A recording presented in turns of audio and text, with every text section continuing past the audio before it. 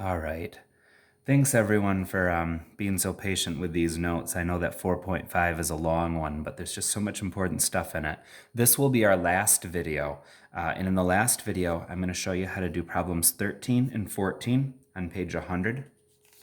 I'm also going to show you how to do problems 1 and 2 on page 99. So let's get started. And we're going to start, why don't we start with number 14 on page 100. So it says to use the information in the graph to answer the questions. So first of all, it says, what are the real zeros of the function f? So let's take a look at this. Zeros are where it hits the ground. So it hits it here and here. So the zeros are when x equals -6 and also when x equals 0. Okay, but let's take a quick look at this. So one of the reasons we're doing this problem is to notice that this goes in 3 directions. So we know it's cubic. If it's cubic, it's degree 3, and we know if it's degree 3, it's going to have 3 solutions, and we've only got 2 here.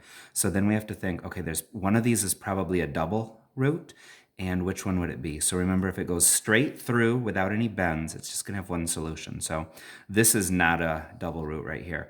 We know that when it bounces off the ground, and then the graph just kind of comes right back up, or like this, we know that as an even number, so like 2, 4 solutions. So this one's probably got, not probably, this one does have 2 solutions because it does that. So this is a double root. So the way we write that is we say that it is a multiplicity of 2. So I just write M-U-L-T.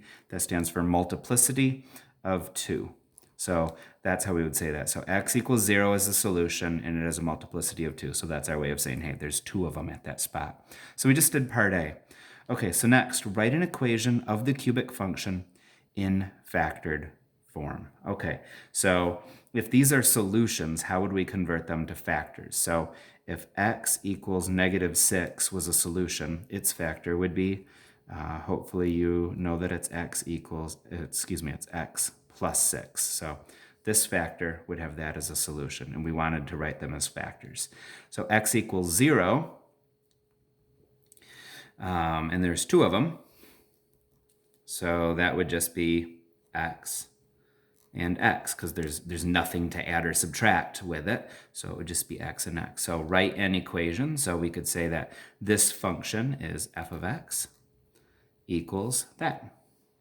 So we just took those solutions, converted them to factors, and we could say that that is a possible equation for that graph. And that's number 14. Let's move on to number 13. Of all the videos in this, of all the problems we do on this video, number 13 is probably going to be the most complicated, but it's not so bad. So for that, we need a theorem that's on page 98. So if you go to page 98 in your student journals, we're not going to do this theorem. This theorem hasn't been necessary ever since we have graphing calculators, so we don't really use that one anymore. This one's still very important, like it's really important. Irrational conjugates theorem. So irrational is just a fancy way for saying, hey, stuff was square rooted, okay? Conjugates are whenever you have a plus and minus version of the same thing. So we've got the same thing, except we have a plus version and a minus version. That's what the word conjugates mean. And a theory is like this super cool thing that we've found is true about math. So we have found a super cool thing that's true about square roots when you do the plus and minus. So here is the theorem. If you take the square root of a number, like square root of 9, and say, what does that equal? We know that it doesn't just equal 3. We know it does equal 3 because 3 times 3 is 9, but it also equals -3 because -3 times -3 is 9. So it's plus or minus 3. And that's nothing new to you. You knew that the square root of 9 was equal to plus or minus 3 already. However, this has important implications when we look at this problem here. So when we look at number 13, it says, by the way, so we're on page 100, number 13, cross out the 4 plus, okay? So what it's saying is there's some polynomial function, and it has zeros. It has a solution at x equals -5, and it also has a solution at x equals the square root of 2, okay? And it wants us to write what the like function would be, like something, they want us to write like something like that. So what would be an example of something like that that has a solution here and here? And that's what we're gonna do.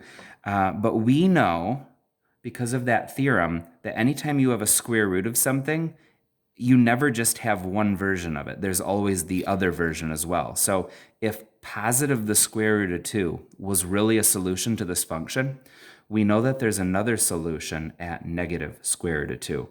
Why? Because anytime you square something, you always end up with the plus and minus version of it. So if you see a square root in a problem like this, and they say it's a solution, and they only give you these, what they're trying to do is, I don't know, kind of trick you a little bit, but what they're really trying to do is make sure you know and recognize, okay, if that's really a solution, then this one's a solution too, which now makes us know that this is 3 solutions. So this is going to be a cubic polynomial that we're going to create. So here we go. So if you have solutions and you want to turn it into a function, we need to convert them back to factors. So the factor for this solution would be x plus 5. The factor for this one would be x minus the square root of 2.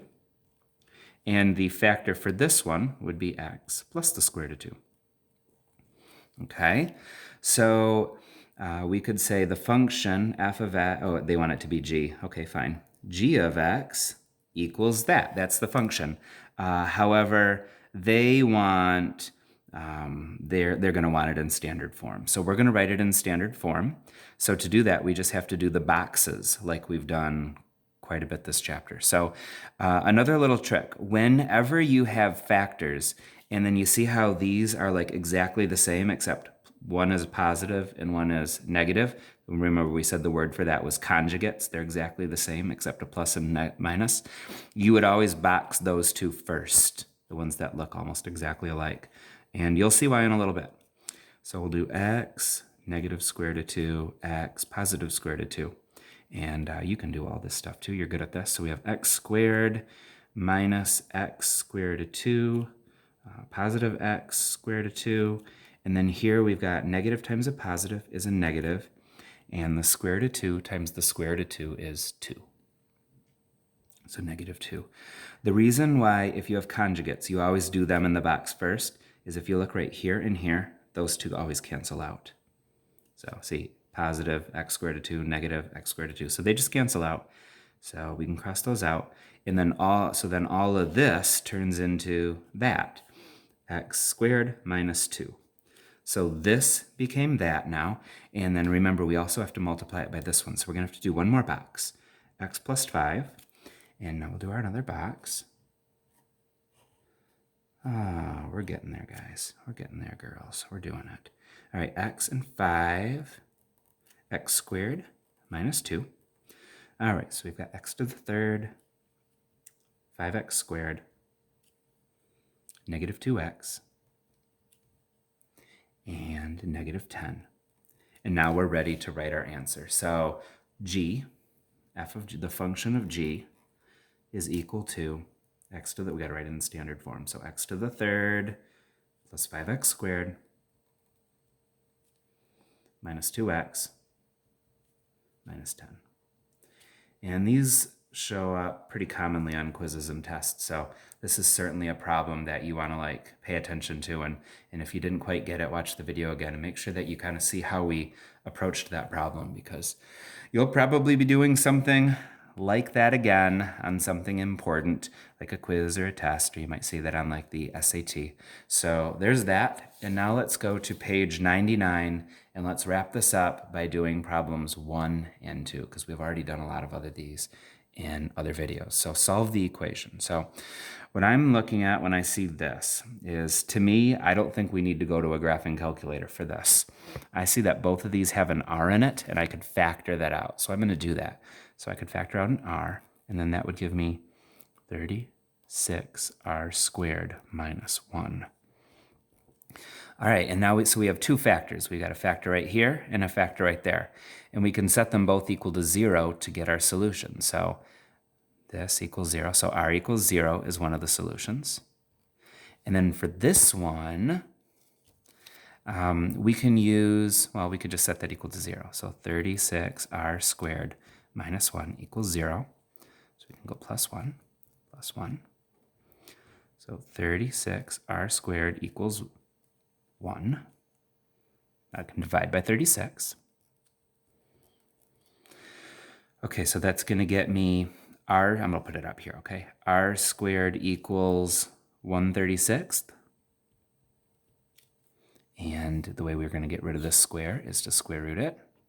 So I'll square root this and this. Everything gets square rooted. So R equals, the square root of 1 is 1. The square root of 36 is 6. And remember, anytime you square root something, like we've been just talking about, it's always plus or minus. So the other solutions are R equals positive 1/6 and R equals,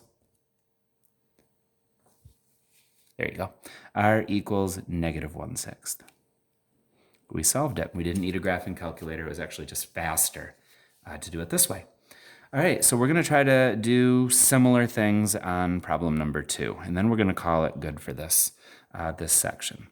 So first of all, it'd be good to get everything over on this side. So I'm going to actually add 60x to each side. And we're trying to solve, figure out where this thing hits the ground. So 20x to the third plus 80x squared plus 60x equals 0. Okay, so now when I look at this, do you see how an x can come out of each one? So we can factor an x out. And do you also see that each of these numbers could also be divided by 20? So we could factor a 20 out as well. So we can take a 20x out of this. And then that's going to leave us with, so what do I have to multiply 20x by to get it to be x to the third? That would be x squared. What do I have to multiply 20x by to turn it into 80x squared? That would be 4x, so plus 4x.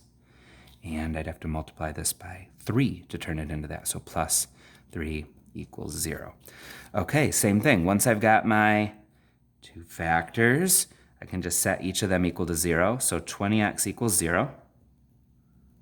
Divide by 20. 0 divided by 20 is 0. So x equals 0 is one of the solutions.